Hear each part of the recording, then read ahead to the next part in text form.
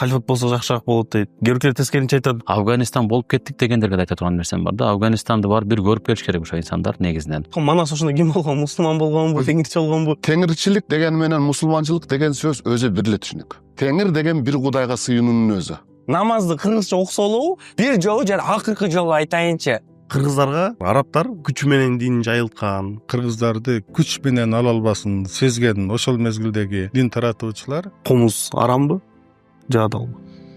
Манастын сакалы бар беле же жок беле? Сакалы саадак кабындай, муруту букар шабындай деп айтылат. Диндеги терминдер кыргыз тилине ыңгайлаштырса болобу? Араб сөздөрүндагы, парсы сөздөрүндагы, орус сөздөрүндагы толук жабууга мүмкүнчүлүгү жетет. Биз СССР курамына киргенде алар динди кысканга аракет кылды депчи. бул адамдардын башын айландырган апиим. Узун сакал коюп, узун кийинген эркекечи бул милдетпи же? Бүгүн сакалды коюп мушташып аткандар, арак ичип аткандар, ар кандай нерсени кылып аткандар да бар. Анын диний ишеним менен койбосо деле керек балким. Бирок ошол жаман көрсөтүп койгон учурлар бар. Ошон үчүн сакал сүннөт башта айтам. Теңирчи деген бул бир башка бир кудайга ишенет. Бүгүнкү күндө чындап эле отко сууга сыйынгандарыбыз көп. Барбы ошондо? Көп. Жок, ажы Раматуллов айтып калат го. Ошол ичкиликтен даваты бир сактап калды. Бул чындыкпы же? Динге болгон мамилеге, динге болгон ушундай бир көп жаштардын киришине сөзсүз түрдө ушул даават жардам берет. Ислам дини биздин коомубузга келген бул жеңиш болду же утулуу болду?